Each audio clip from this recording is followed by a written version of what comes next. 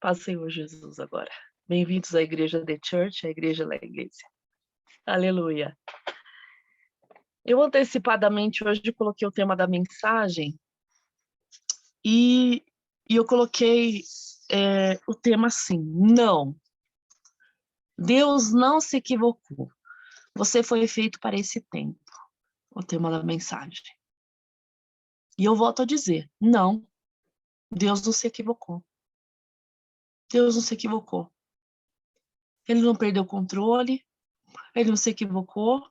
E ele não se equivocou sobre mim e sobre você. Realmente, nós fomos feitos para esse tempo. Mas essa frase, você foi feita para esse tempo, eu venho ouvindo há meses. Pessoas que Deus tem usado para falar, vocês foram feitos para esse tempo hoje, de agora. E eu louvo a Deus por isso. Eu louvo a Deus porque isso tem sido uma realidade. Isso tem sido uma realidade para mim e para muitos. Eu creio. Nós somos feitos para esse tempo. Talvez, visualmente, nós olhamos e falamos, não, sim, ele não se equivoca. Eu quero ler 2 textos de abertura e você me acompanha. Josué 21:45 diz assim, Josué 21:45 diz assim: de todas as boas promessas do Senhor à nação de Israel, nenhuma delas falhou. Todas se cumpriram. Então, como é possível isso tudo? De todas as boas, nenhuma falhou. E Hebreus 10:23. Hebreus 10:23. Apeguemo-nos com firmeza à esperança que professamos, pois aquele que prometeu é fiel. O que promete, ele é fiel. E o que promete, conhece todas as coisas. O que promete, conhece o início e o fim. O que promete, também conhece o meio. O que promete, sabe com que condições nós estamos vivendo. O que promete e o que prometeu está aqui conosco nessa noite. Então, essa semana meditando na palavra, e eu me deparei com a história da rainha Esther, e tanto que eu fiz uma ministração breve, curta sobre isso, eu senti isso. Jamais Deus se equivoca. E ele não se equivocou comigo e nem com ninguém. E com você também não. Por quê? Porque quando, né, pensando brevemente sobre a história de Esther, ela era uma pessoa que era improvável, ela vai para o palácio e uma rainha deposta do seu poder. Justamente no tempo que chega Esther, na verdade, aquele tempo ela chamava Radassa. Justamente no período em que chega Radassa, a história muda. Justamente quando chegou eu e você, a história muda. Onde você estiver, pensa. Até aqui foi uma história nesse lugar. Agora, Senhor, a história vai ser outra. Vasti é deposta, né? Que era a rainha, a esposa do rei Assuero, a rainha mãe. Ela é deposta. E aí houve um processo de seleção. Tadã! Quem vai ser a esposa? Radassa. Esse nome não tá bem. Vamos mudar para ficar mais de acordo? Esther. E quando eu ministrei essa semana, ela deixa certas raízes de apenas uma menina para ocupar o lugar dela. Deus não se equivoca. Vasti tinha que sair. Para quem? Para se levantar Esther nesse reino. Então, Deus não se equivocou. Nem comigo, e nem com você, e nem com ninguém. O Deus da história, ele é descrito por Isaías. Nunca houve um Deus como esse. Nunca, e nunca vai haver. Nós temos que mentalizar isso. Não tem ninguém como esse Deus. Com esse poder. Não tem. os reinos dessa terra, os reis dessa terra, governantes, autoridades, quem quer que seja, nunca vai chegar aos pés daquilo que é Deus. Embora eles creiam que eles podem brincar com a humanidade, embora eles creiam que eles podem fazer o que eles quiserem com a humanidade, Deus não se deixa enganar. Tudo que um homem plantar, também colherá. Assim que não se preocupe. Deus não se equivocou. Aleluia. Enquanto eu estava pensando nessa palavra, o Senhor falava assim no meu coração, vinha tudo que eu vou dizer hoje, vinha o Senhor falando no meu coração e falando para mim: Abraão, sai da tua terra e da tua parentela. Quando ele fala lá com Abraão, para ele sair do lugar onde ele estava, Ur dos Caldeus, junto que estava a parentela, ele tinha tudo naquele lugar. Deus fala para ele: sai da tua terra e da tua parentela. Deus, por acaso, não sabia o que ele dizia? Deus, por acaso, não sabia para onde enviaria Abraão? Abraão vai sair para um lugar que ele não conhece, mas Deus sim. Deus não se equivoca. Sim, era para Abraão. E aí a promessa de Gênesis 12, que ele fala para Abraão: conta as estrelas dos céus, porque assim vai ser a sua descendência. Então Deus não sabia o que estava fazendo? Claro que ele sabia. O Deus que chamou Abraão para sair é o Deus que estaria levando Abraão para onde ele queria que ele fosse. Você vai ser numeroso. Ah, mas eu sou estéril, minha mulher é estéril. Ah, mas eu sou velho. Eu podia ter tantos as para Deus. Deus não perguntou: Abraão, por acaso você crê que ainda eu posso fazer alguma coisa com você? Ele falou: não, sai. Pode sair. O Deus que chama é o Deus que garante. Quando parece tudo estranho, né? Como um casal estéril vai ser pai de nações, de multidão. Deus sabe do que ele está falando, irmãos. E ele sabe o que ele está fazendo. Então, Deus não se equivocou. Você vai escutar 1000 vezes hoje isso. Você foi feito para esse tempo. Olha o teu contexto, olha o que você está vivendo, olha o teu atual momento e pensa: Deus realmente não se equivocou. Eu fui feito para esse tempo. Ainda que o panorama pareça estéril, como parecia de Abraão. Ainda. Amém? Os sonhos que Deus colocou para que José sonhasse. Os sonhos que Deus colocou para que José sonhasse. Acaso não eram para que Deus mesmo pudesse cumprir? Ou Deus ia colocar esses sonhos na vida de José para não cumprir? Ah, José dormiu de barriga cheia. É isso que as pessoas falam. Isso é o cúmulo da incredulidade. Isso é o cúmulo de não crer que o Deus que é poderoso, que nós servimos, ele tem todo o poder. E foi ele que fez José sonhar. E ele fez José sonhar porque, com certeza, ele iria cumprir os sonhos. Ele iria cumprir os sonhos.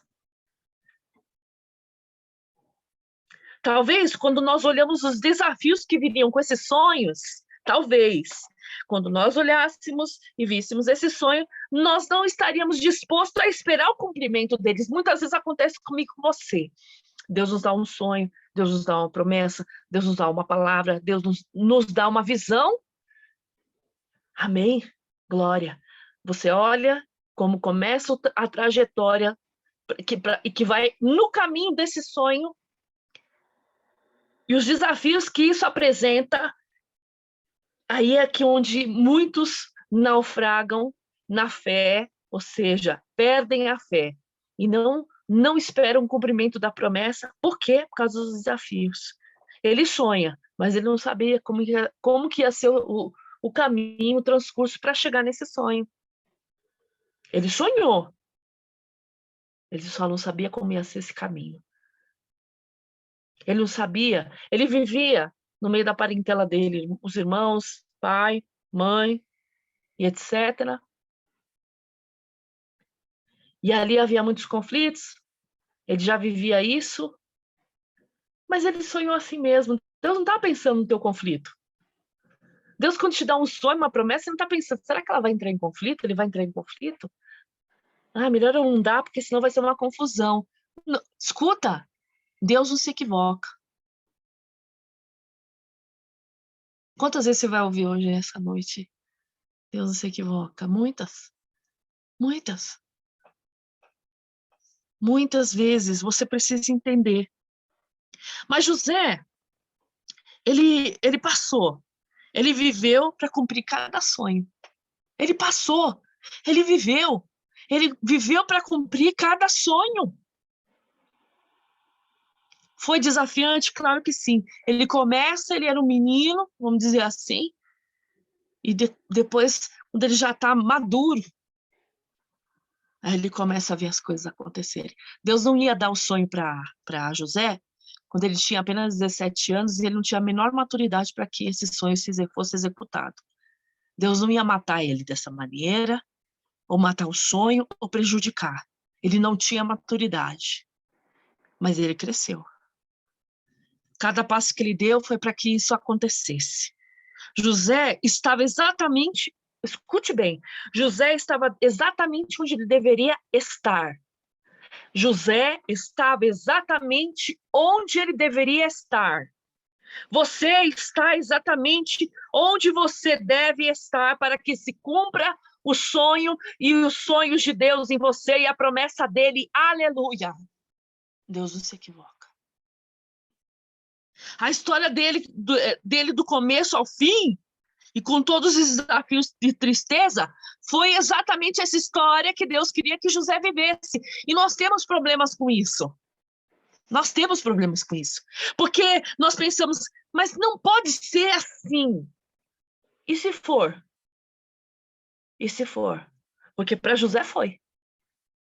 Para José foi. Foi exatamente assim. Ele deveria estar aí. A história dele, do começo ao fim, com todos os desafios, estava sendo como Deus queria que fosse. Mas para mim, para você, nos custa acreditar. E nós vimos que no final dela, nós vimos o panorama completo e nós falamos, aleluia. Glória a Deus pela vida de José. Agora, nós não damos glória a Deus quando é comigo, quando você. Por que nos custa acreditar que Deus está fazendo o mesmo com cada um de nós? O trajeto, a maturidade. Você precisa alcançar a maturidade. Você não vai receber com a falta de maturidade. Deus não queria José destruído, Deus queria José levantado e sendo o governador que ele foi. Agora eu quero te dizer uma coisa. Deus queria tratar com a vida de José, fazer o sonho acontecer. Mas tinha muito mais além.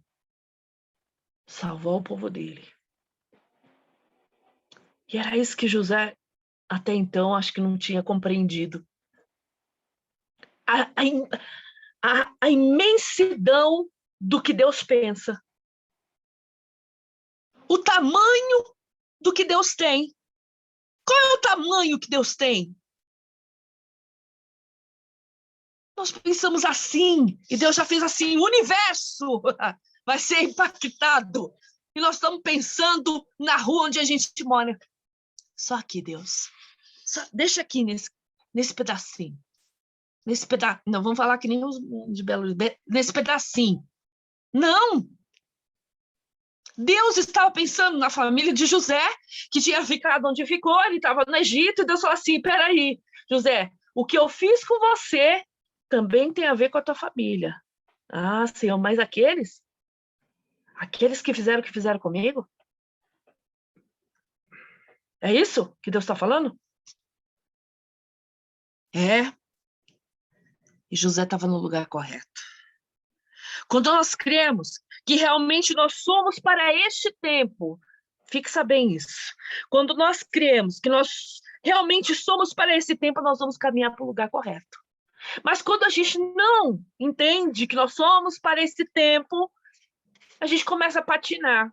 Para cá, para lá, para lá, para cá, para lá, para lá. Caí aqui, levantei. Parece quando tá aprendendo a andar de bicicleta. Você vai se machucar muito ainda. Mas tem gente que desiste. E tem gente que, apesar dos machucados e da perna toda esfolada, continua. Até que aprende. Se você realmente crê que Deus não se equivoca, que o caminho que ele tem é esse, abraça tudo. Abraça tudo. Ele não se equivocou. E ele não vai te deixar você se perder. É difícil para nós crer que um caminho tão cheio de obstáculos pode ter um resultado bom. Verdade?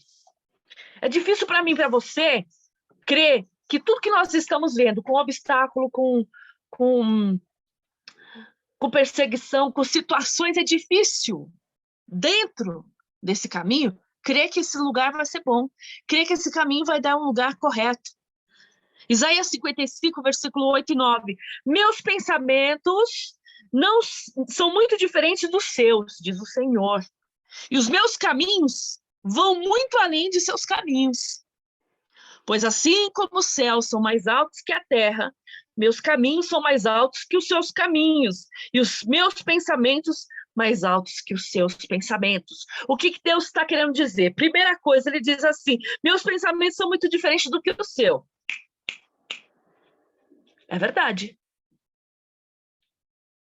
Quantas vezes eu já me surpreendi e não era o que eu estava pensando, não era o que Deus tinha, não era o que ele estava falando, não era o que ele estava fazendo. E ele fala, os meus caminhos vão muito além dos seus caminhos. Claro que sim. Acabei de contar a história de José, claro que sim. José queria ter inimizade na família? Não. José queria ser levado pelos irmãos, ser vendido? Não. José queria ter sido assediado pela mulher de Potifar? Não. Mas fez parte da história dele. Por quê? Porque os caminhos de Deus são diferentes. Vai concretizar o sonho, mas presta bem atenção nesse caminho. Vai concretizar o teu sonho, igreja. Claro que vai. Deus vai cumprir tudo que ele disse sobre você. Ele não é mentiroso. Ponto. Pra gente engolir essa noite. Mas tem uma coisa que diz aqui. Os meus caminhos vão muito além. Por quê?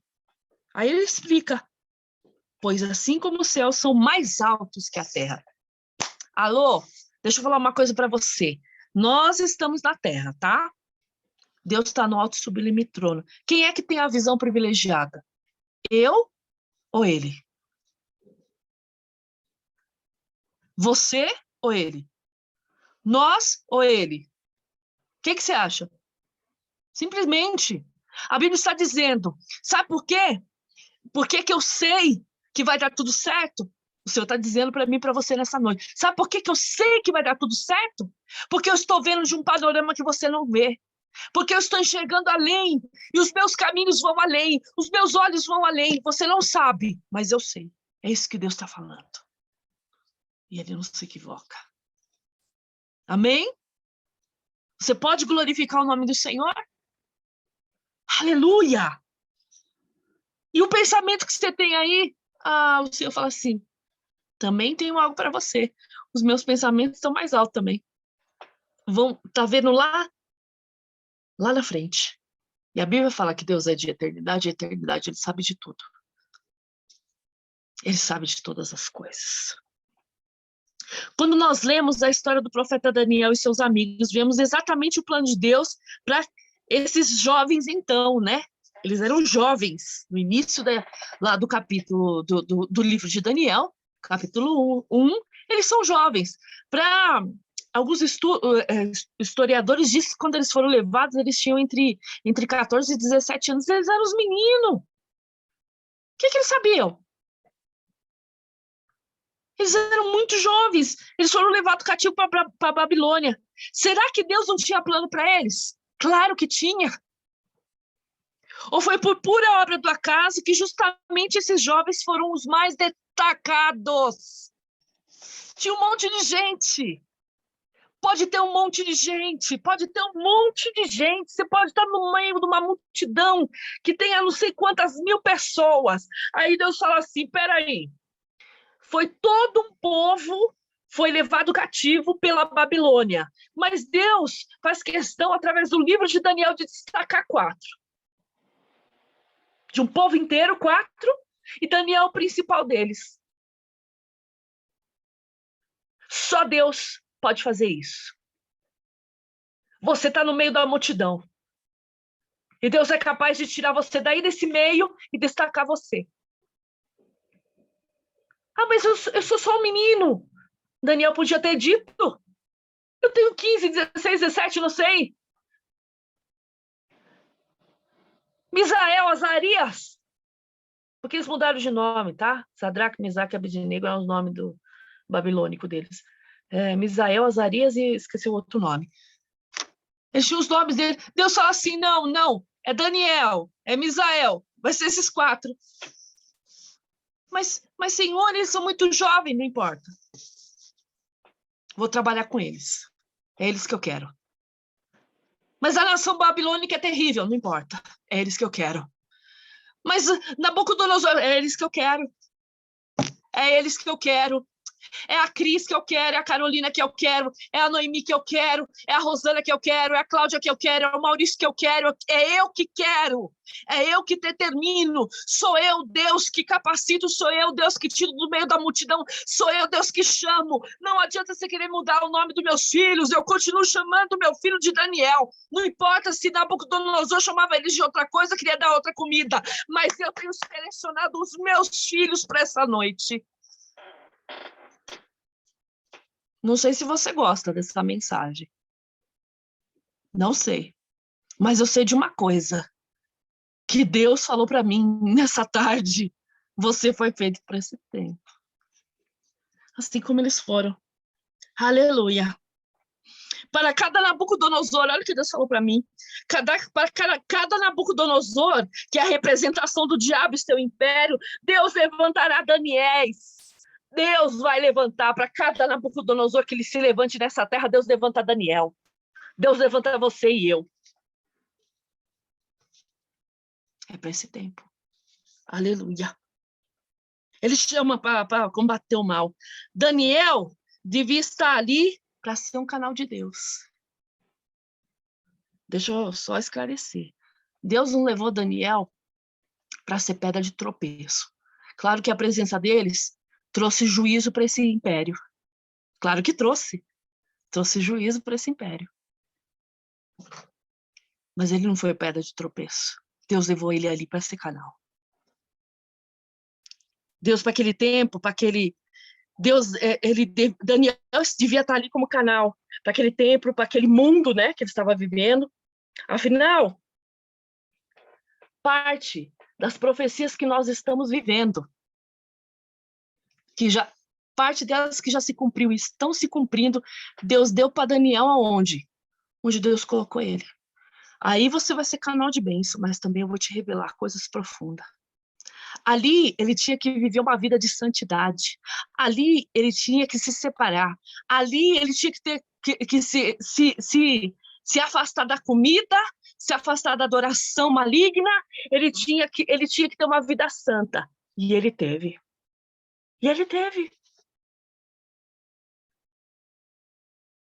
Nos custa muito fazer isso, se separar para Deus.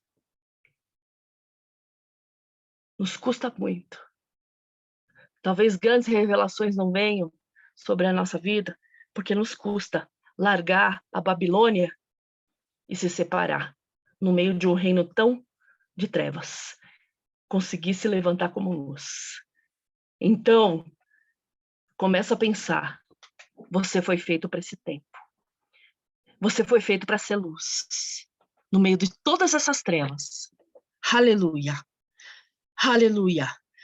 Daniel deveria estar exatamente naquele dia, olha só, aleluia. Daniel deveria estar exatamente naquele dia em que ele orou com as janelas abertas. Daniel capítulo 6, verso 10 e 13. Mas como assim?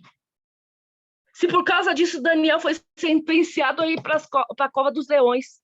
Não, ele deveria estar sim orando 3 vezes ao dia com a janela aberta. Ele deveria. Era o lugar, era a hora, era o tempo e era o que deveria ser feito. Orou com a janela aberta, foi sentenciado. Leia lá capítulo 6 de Daniel. Foi sentenciado a ir para a cova dos leões. Ele estava exatamente onde Deus queria que ele estivesse. Ele deveria estar ali. Mas eu quero te dizer uma coisa. O Deus de Daniel não falhou. E o Senhor falou algo muito forte no meu coração. Por causa de Daniel, na cova dos leões, o rei Dario jejuou uma noite inteira e não dormiu. Daniel recebeu o livramento, saiu ileso da cova. E eu te pergunto agora, acaso Deus não queria ir além do livramento com Daniel? Vou te livrar dentro da cova. Não de não cair dentro dela, não de não ser levado. Não, você vai ser levado. Eu vou te livrar dentro. E dentro você vai ser livrado. Aleluia, glória, nós ficamos assim, uau! Daniel livrar dentro da cova, não dá, senão na. Mas eu te pergunto, foi só livramento que Deus queria dar? Acaso Deus não queria ir além? Eu quero que você lembre aí, ó. Lembra do livramento que Deus te deu? Lembra? Lembra de algum livramento que Deus te deu recentemente? Lembra? Eu me lembro de vários. Então tá, se você lembrou do livramento, olha o fruto desse livramento e veja. Olha bem. Foi somente para o teu benefício esse livramento?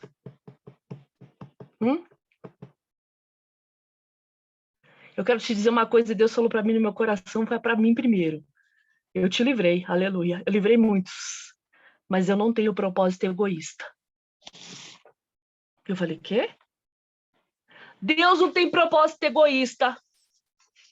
O livramento, por isso que ele falou assim, olha, veja o fruto do teu livramento.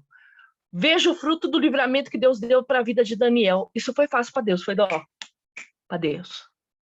Livrar Daniel era o mais fácil. Mas eu queria, o Deus que a gente serve está vendo além. Por isso que eu estou vendo, os meus pensamentos estão lá na frente, meus caminhos são mais altos e eu estou vendo lá. O livramento de Daniel vai provocar o rei.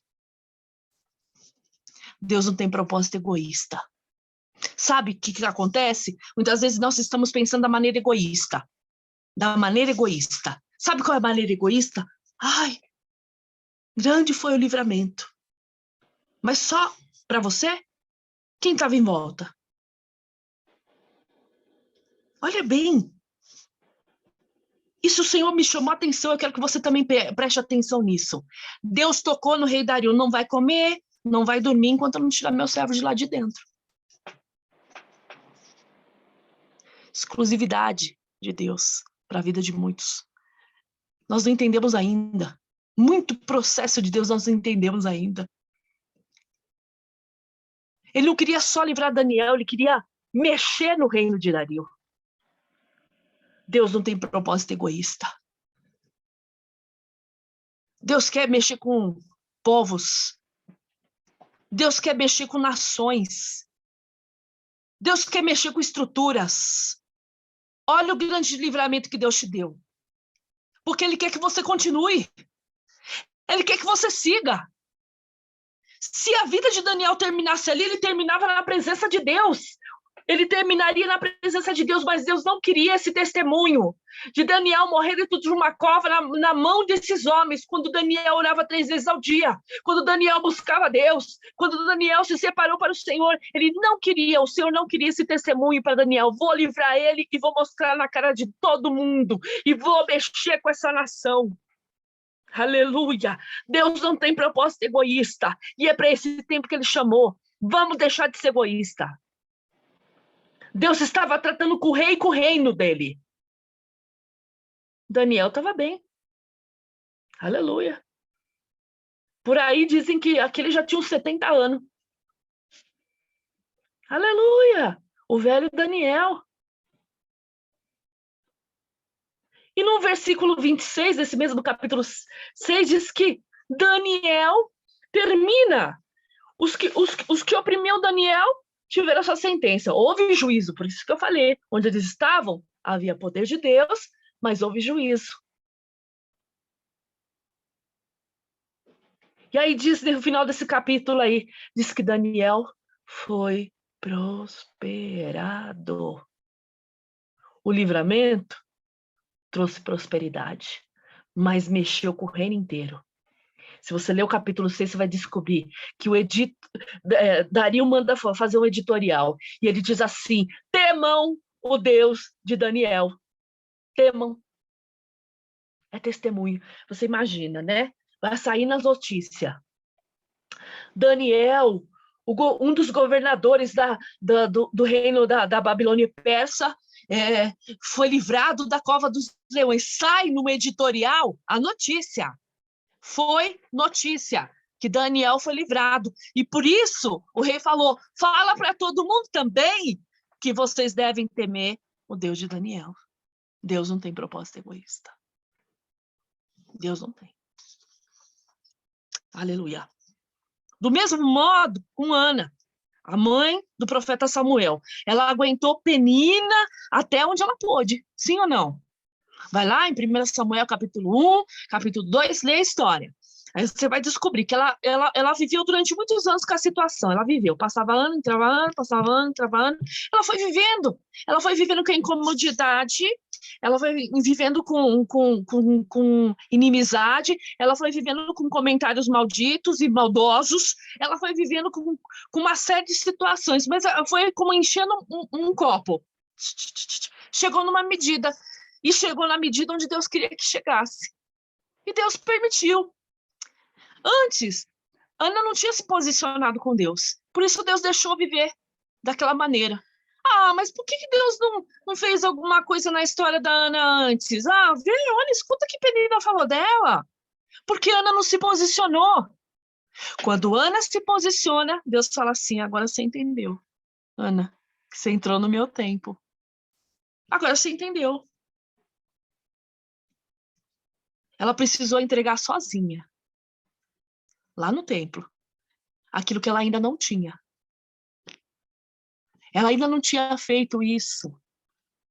E naquele dia, naquela hora, naquele momento, naquele exato lugar, ela entra no propósito perfeito.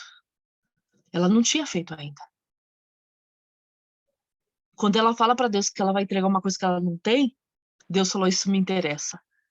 Agora sim, Ana.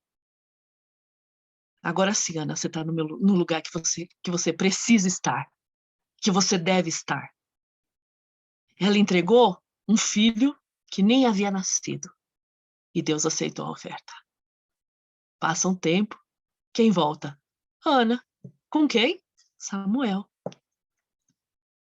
Era para aquele tempo, era para aquele momento. Essa história, ela é profunda, porque Ana é confundida com bêbada, filha de Belial, não sei o quê. Mas ela não se importou. Agora ela entendeu. Deus aperta a gente, muitas vezes, para entrar, chorar, se descabelar, e ele quer ouvir uma coisa de mim e de você. Enquanto ele não ouviu de Ana o que ela tinha para entregar e oferecer para ele, não mudou a história. Quando ela diz: eu não tenho, mas o que eu tenho eu vou te dar, Deus fala assim: aí sim, isso me agrada, filha. Samuel. Talvez precisa de Samuel. Na vida de Noemi, no livro de Ruth, quando Noemi chega em sua parentela com o coração cheio de amargura. Já tinha acontecido tanta coisa, nós vamos no livro de Ruth e ela perde tudo, perde filho, perde marido, tá com uma mão na frente e outra atrás, como dizem, tá sem nada. E ela chega amargurada no meio do povo. Por quê? Saí de uma condição aqui, porque não tinha comida e havia fome na terra, fui para a terra de Moabe, e lá acontece todas as circunstâncias, e volto, e volto do mesmo jeito que eu entrei, que eu saí, eu volto a entrar. Ela estava amargurada. Noemi estava amargurada. Precisou de um posicionamento de alguém, escuta bem, precisou de um posicionamento de alguém que não era do seu povo para que ela fosse honrada. Quando Ruth fala, o meu povo vai ser o teu povo e o meu Deus vai ser o teu Deus. Eu estou deixando a minha herança, eu estou deixando a minha nacionalidade, eu estou deixando de ir para a casa dos meus pais para te seguir, Noemi, porque eu creio na história. Ruth deixa tudo. Quem faz isso? Quem crê. E aí começa a história. Entrou no momento. Era para esse tempo. Não era antes, quando elas tinham tudo, quando estavam os maridos. Não era. Não era. Era esse tempo agora, onde elas chegam sem nada. Sem eira e nem beira. Mas precisou de um posicionamento. E aqui, há mais amigos chegados que irmãos. Ruth não tinha obrigação mais com Noemi. Ela estava livre das obrigações. Do ato de Ruth, né? Ela honrou quando ninguém fez isso por Noemi. Ela honrou a Noemi. A história diz que Ruth honrou a casa de Noemi quando ninguém havia feito. Era para esse tempo. Era o tempo perfeito. Do ato de Ruth sai a descendência da família de Ruth, sai a descendência do rei Davi. E da descendência do rei Davi, depois de muitos anos, sai a descendência do Messias. Agora, você imagina que Deus não tem. Fala isso para você. Deus não tem propósito egoísta. Ele tem propósitos eternos. Aleluia! Aleluia! Falando de Davi, onde está Davi, gente? Bom, foi essa pergunta do profeta Samuel a Jessé. Em 1 Samuel 16-13, ele pergunta, só tem esses? Só tem esses filhos? Você realmente achou que Deus se equivocou? Era a casa certa, o momento certo, a família certa, a pessoa certa. Quando aparece Samuel, vou ungir aqui, Deus mandou vir ungir, aí passa todos os filhos de Jessé, todos os irmãos do Davi, alto, baixo, bonito, feio, todos apareceram, e aí e o Senhor falava, não é esse, não é esse, não, esse também não, e aí começa no profeta Samuel, será que eu entrei na casa correta? Será que eu entendi o que Deus havia dito? Não, casa correta, família correta, filhos incorretos. Peraí. Então, terminou, passou esse, passou aquele, passou... Ué? Tá todo mundo aqui? Não, não tá não. Tá faltando alguém. Manda chamar. Atos 13:22. Mas Deus removeu Saul e colocou em seu lugar Davi, a respeito de quem Deus disse, Davi, filho de Jessé, é um homem segundo o meu coração, fará tudo o que for da minha vontade. Deus conhece, Deus não se equivoca. Eu tiro Saul, mas eu coloco Davi, porque eu já sei o que vai acontecer. Eu já sei o que esse homem vai representar. Eu sei quem ele é. Deus não se equivoca, bateu na porta da casa correta, era a família correta, só que esse filho está no campo. O que ele está no campo? Treinando. Para quê? Deus tirou ele de lá daquele lugar. Deus não se equivoca. Se você hoje está no campo, lutando sozinho, de trás das malhadas, brigando com o urso, com o leão, vai ter momentos que você vai escutar, Davi, teu pai está chamando. E Davi devia estar sujo, não estava limpo, não estava pronto para o banquete nem para a festa. Cheirando a ovelha. Estava afinando lá as músicas dele. E foi. E já estava tudo preparado. Se você não crê na promessa de Deus dessa maneira, você não vai viver e você não vai entender esse tempo que você está vivendo. Mas quando você entender que daqui a pouco, o daqui a pouco de Deus vai chegar e você vai escutar o teu nome chamando. E já é tempo de você entrar. E já é tempo de você estar sentado na mesa. É tempo de você receber unção. Quando nós estávamos no meio da adoração, eu tive uma visão aberta de óleo, azeite caindo numa abundância. Parecia uma cachoeira de azeite. Se você não entendeu ainda, eu vou te dizer mais uma vez. Deus está chamando para esse tempo. Deus vai ungir para esse tempo. Deus está chamando e a unção está esperando. Daqui a pouco você vai escutar. Você está no campo, você já lutou, daqui a pouco você vai escutar o teu nome. E é tempo de você entrar. Mas você tem que entender o tempo para amadurecer todas as coisas. Não foi antes, não foi depois. Ah, mas ele também era outro menino. Davi era outro menino. Mas ele teve o processo de crescimento, foi duro, foi debaixo de perseguição. Saul odiava ele, quantas vezes tentou contra ele. Ele ficou preso numa caverna, cheio de bandidos, cheio de gente endividada. O processo.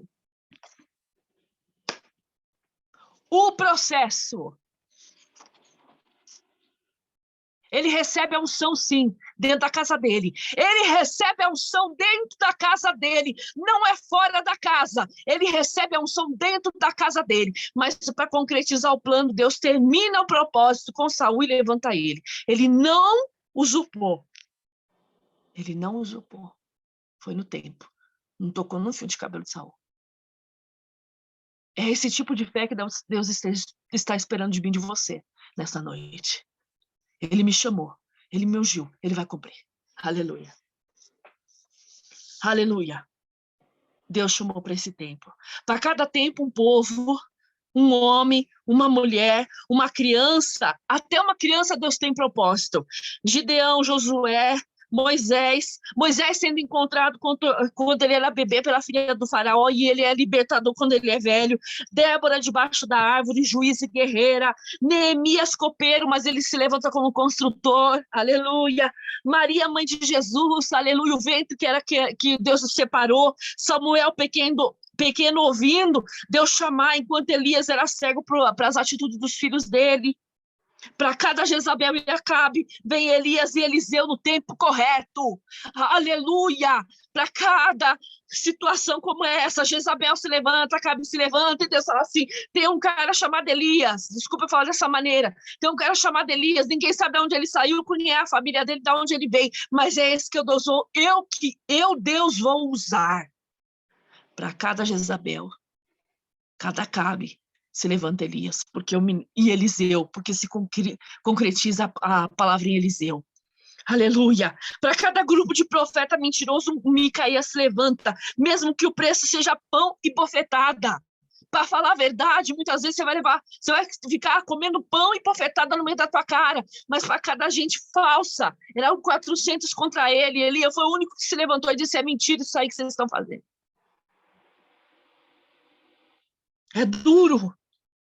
É um preço. É um preço. Ele é quem levanta. Ele escolhe reis e destrona reis, como ele fez com Saul e Davi. Está lá em Daniel 2:21.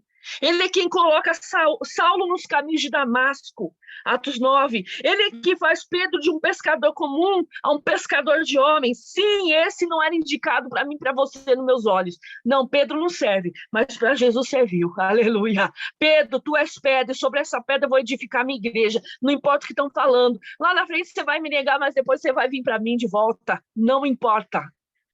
Hora certa, momento correto.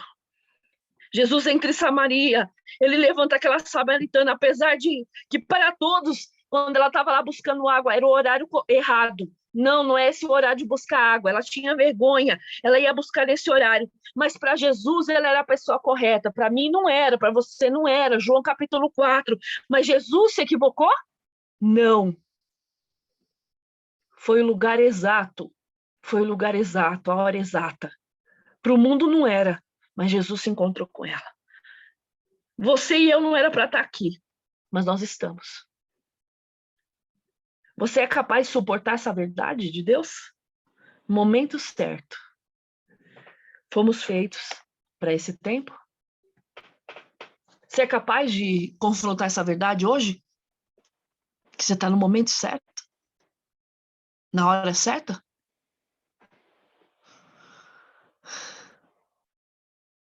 Nos custa acreditar. E nos custa aceitar. Mas o meu Deus, o teu Deus, não se equivoca. Não se equivoca. Momento certo, hora certa. Hebreus 11, a galeria da fé, está para provar isso. Todos aqueles que fizeram parte. E nós também fazemos parte disso. Momento certo, esse é o tempo. O panorama, você que sabe que você está vivendo, eu que sei o que estou vivendo. Mas eu tenho que ter certeza a cada dia, como Deus me deu essa palavra, o momento certo e a hora correta. É para mim e para você. Amém? Vamos orar? Aleluia. Senhor Deus e Pai, te louvamos, te agradecemos. Te agradecemos, Senhor Deus eterno, porque o Senhor nos tocou nessa noite dessa maneira, através dos louvores, da oração e da palavra, Senhor. Nós estamos no momento certo. Embora, Senhor Deus eterno, as dificuldades que nós enfrentamos, os desafios e panoramas. Aleluia. Mas eu continuo confiando, Senhor, que o Senhor está vendo desde o alto, coisas que eu ainda não vejo, que eu ainda não estou vivendo, coisas que eu não pensei e coisas que eu não sei, que foge, que escapa, Senhor. Mas ainda assim eu confio, Jesus, que Tu és o dono, o Todo-Poderoso, o Deus Eterno, o Poderoso de Israel, que tem todo o poder, aleluia, para mudar a história dos que estão aqui comigo nessa noite. Aleluia, aleluia. Nós devemos tirar de nós, Senhor Deus Eterno, esse estigma de equivocação. Esse estigma não sou, não vou, não é o tempo, não é para mim, é para o outro, é para aquele. Tirar esse estigma, essa marca e dizer, eis-me aqui, Senhor. Como Isaías capítulo 6, ele estava sozinho com Deus. Eis-me aqui, eis-me aqui, eis-me aqui, Senhor. Eis-me aqui. Nós fomos feitos para esse tempo, Pai. Nós somos feitos. E engrandecido seja o teu santo nome por isso. Fomos feitos para esse tempo. E nós te agradecemos, Senhor, por cada coisa que nós vivemos, Senhor, até aqui. Até aqui. Nós te louvamos. Até aqui. Nos ajudou o Senhor, Ebenezer. Aleluia. Até aqui o Senhor conosco. Aleluia, Deus poderoso. Eu te agradeço, Senhor, por essa noite. Eu te agradeço, Senhor, Deus eterno, porque essa palavra, Senhor, nos ergue, nos levanta, nos coloca no caminho, nos dá direção. Aleluia. E nós te adoramos por isso, Senhor. E te agradecemos, Pai. Te agradeço pela tua igreja, Senhor, pelos meus irmãos em Cristo. Cada um deles, Senhor, nessa noite. Guarda e cobre cada um deles, suas famílias, Senhor. Guarda cada um, em nome de Jesus. Amém e amém. Amém, irmãos. Amém, igreja. Amém. Louvado seja Deus. Amém. Amém. Louvado seja Deus. Glória a Deus, Senhor. Amém. Essa palavra venha queimar no teu coração, amém? Amém, Jesus. Cada um. Rosana, como você está sentindo? Estou bem melhor. Obrigado pela oração. Bem melhor. Glória a Deus, viu? Aleluia, Jesus. Bem melhor mesmo. Graças a Deus. Amém. Obrigado, viu? Pelas orações. Amém. Amém. Amados, então, descansem, fiquem na paz do Senhor. Sexta-feira nós estamos na oração, pedidos de oração, amém? Os agradecimentos também, das respostas, né, que Deus tem enviado. Vamos colocar Senhor. lá. Mas assim, Amém, vamos continuar crendo Amém, Você foi, Jesus. você está no tempo correto, você foi feito para esse tempo. Glória ao nome do Glória a Senhor. Deus. Deus Aleluia. abençoe cada um de vocês. Fiquem na paz do Senhor e até sexta-feira. Deus abençoe. Amém. Amém. Uma boa noite, viu? Fiquem Boa com Boa noite. noite, Deus. irmãos, a vocês. A Tchau, paz. Tchau. tchau, pastora Fiquem com Nô. Deus. Tchau, Amém. Cris. Tchau. Tchau, Tchau, Carol. Cláudia. Tchau, Cris. Tchau, Tchau, Carol. Cláudia. Tchau, Tchau, Cláudia. tchau, Carol. Noemi. Tchau, Deus Nô. abençoe. Tchau, tchau.